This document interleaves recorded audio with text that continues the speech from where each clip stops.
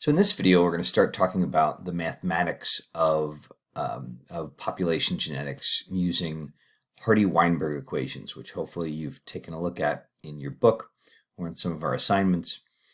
And let's say you have a population of 500 individuals, right? Given Hardy-Weinberg assumptions, one of which is that we have random mating. So any one of those 500 individuals could theoretically mate with any of the other ones. Then you could treat that as a gene pool, right? And if you have 500 individuals for any particular trait, there are 1,000 alleles because every individual, all 500 of them, have 2 alleles for each locus. So a total of 1,000 alleles. Now, as long as in the population there's more than one type of allele, then people could be either homozygous or heterozygous. And if you're homozygous, you could be homozygous for the dominant allele or homozygous for the recessive allele. So there are really 3 options for the type of genotype you could have. Now, it's possible for there to be 3 or 4 or 5 or more alleles for a particular trait in a population, right? But you can only ever have 2 in an individual, and so 2 gets the point across and makes the math easier. So we're going to talk about a population where you have 2 potential alleles for a given trait, so like a dominant allele and a recessive allele.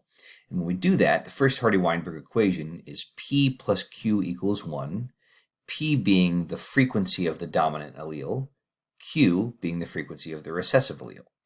And if, P is 0.7, then that means Q must be 0.3, and 1 means all of the alleles, right? So 0.7 would be 70% of the alleles in a population, 0.3 would be 30%, and if there are only 2 alleles in a population, then if you add up the frequency of the dominant and the frequency of recessive, you get 1, you get all of the allele. If we look at an example of a population with an incomplete dominant set of genes for color, and we have 320 red flowers, which are homozygous for the red allele, 20 white flowers, which are homozygous for the white allele, and 160 pink flowers, which are heterozygous, they have 1 of each allele.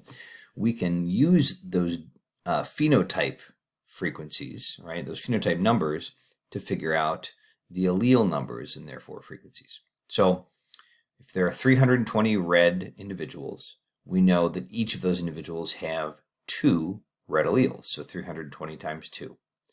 We know that if there are 160 pink individuals who are heterozygous, they have 1 of each, so they have 1 red allele. So 320 times 2 plus 160, that gives you 800 total alleles. What about white alleles? Well, we know that these 20 individuals must have 2 white alleles each, so 20 times 2, plus these 160 individuals that we talked about earlier, they have 1 of each, so they also have a white allele. So 20 times 2 plus 160, that gives you 200. So we know that in this population of 500 individuals, we have 800 red alleles and 200 white alleles. So 800 out of 1,000 is 0.8. So in this case, P would be 0.8. 200 out of 1,000 is 0.2. Q would be 0.2. And here's the summary of that math, right? So we figure out our number of alleles, right? And then we take that out of 1,000, which is the total number of alleles, and we get 0.8 for P, right? The frequency of the CR allele. Q is the frequency of the CW allele, right? So we get 0.2, and P plus Q always equals 1 if you have 2 potential alleles in the population. So the first Hardy-Weinberg equation is P plus Q equals 1, P being the frequency of the dominant allele, Q being the frequency of the recessive allele. Now, these Hardy-Weinberg equations describe a population that is not evolving for a particular locus, meaning the frequency of those alleles is not changing from one generation to the next, and so you would expect if it's 0.8 and 0.2 in one generation, it'll be 0.8 and 0.2 in the next, and the next, and the next, if this population is under Hardy-Weinberg equilibrium. Now, one of the main assumptions of Hardy-Weinberg equilibrium is random mating, right? And you don't always get that in the environment, right? Sometimes individuals with a certain trait will be more likely to mate with individuals with the same trait, right, or without it, right? There are lots of types of sexual selection that we'll talk about later that might make mating non-random, but that causes evolution to happen, right? So if we are in Hardy-Weinberg equilibrium, we have to have random mating.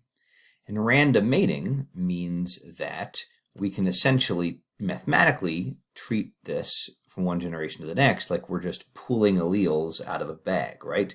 And if 80% of the alleles are red and 20% of the alleles are white, then every time I reach in to the bag to pull out an allele, I have an 80% chance of getting a red one and a 20% chance of getting a white one, right?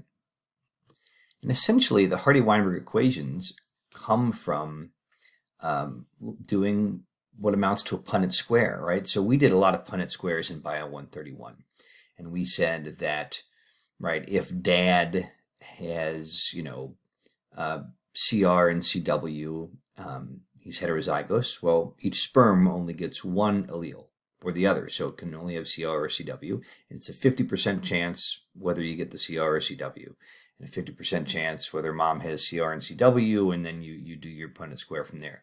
Well, here it's not a 50% chance, right? Because we have more of these red alleles than these white alleles, right? That every time you reach in and pull one out, you don't have a 50% chance, you have a 80% chance of getting a red allele and a 20% chance of a white allele.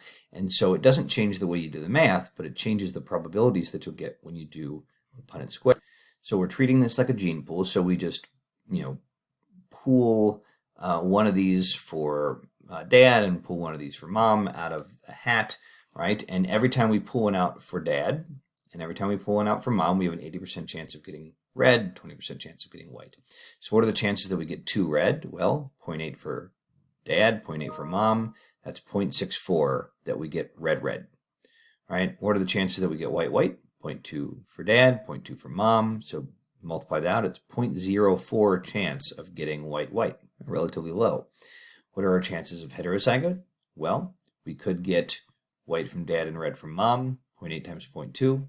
We could get red from Dad and white from Mom, 0.8 times 0.2. But essentially, you get 0.8 times 0.2 twice, right? And that's your chance of getting a heterozygote. So as our Punnett square essentially tells us, your frequency of being homozygous for CR is your chance of pulling out one CR, which is P, the frequency of CR. But that twice, your frequency times your frequency, or P times P squared, which in this case is 0.64. Your frequency of homozygous recessive individuals, or in this case, homozygous for CW, is your frequency of CW times your frequency of CW, or Q squared. And your frequency of heterozygotes in the population is going to be P times Q times 2, right? Because there are 2 different ways that you could get heterozygous offspring. You could get a red from Mom and a white from Dad. You could get a red from Dad and a white from Mom. And so you have to multiply that by 2. And if you add these frequencies together, P squared plus 2PQ plus Q squared, you should get 1. So there we've gotten our second Hardy-Weinberg equation. The first Hardy-Weinberg equation is P plus Q equals 1. And that tells you about allele frequencies in a population. P being the frequency of the dominant allele, Q being the frequency of the recessive allele. And if those are the only 2 alleles, then the frequencies of those 2 have to add up to 1, which means all of the alleles. The second equation, which is what you get when you take P plus Q and you square it, is the frequency of the genotypes. So P plus Q equals 1 is the frequency of the alleles in a population. This equation, P squared plus 2PQ plus Q squared equals 1, is the frequency of the genotypes in the population. P squared being homozygous dominant frequency, Q squared being homozygous recessive frequency, and 2PQ being the frequency of heterozygotes in the population. Now, I know this is a lot of math and it can be difficult, so please, please, please reach out to me if you are having trouble with this. There are practice problems in your homework, so please figure out whether this is something that you're getting or whether it's something that you're not, and touch base with me, schedule an appointment, and you and I can work through it together. Now, keep in mind that a population in Hardy-Weinberg equilibrium is not evolving, right? And so you have to meet these 5 assumptions, each of which are sort of ways that a population could evolve. So you have to have no mutations, right? Now, a mutation in an allele could change the frequency of a particular allele in a population, right? If you are 0.8 red and 0.2 white, and all of a sudden white mutates into red in a couple of individuals, that changes your frequency. Or maybe white mutates into orange, right? We have a new allele. That is also going to change the frequency. That's evolution, right? We assume that that's not happening when we use our Hardy-Weinberg equations. We assume random mating. Again, mating isn't necessarily random. When there are traits that affect an individual's ability to attract mates, we call that sexual selection, and that causes evolution. So we assume random mating. We assume no natural selection. We assume that being a red flower gives you no advantage over being a white flower or being a pink flower, right? Because again, if being a red flower gives you an advantage, you would expect the allele for the red flower to grow in the population and its frequency across generations. We also assume a very large population size. This is because we talked about genetic drift, which is the effect of random chance on a population allele frequency.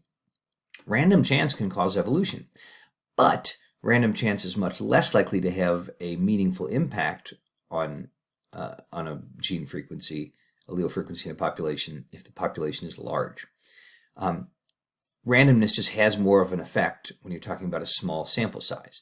So for instance, if you flip a coin, you would say you have a 50% chance of getting heads, right? And so if you flip a coin 10 times, you would expect 5 heads and 5 tails.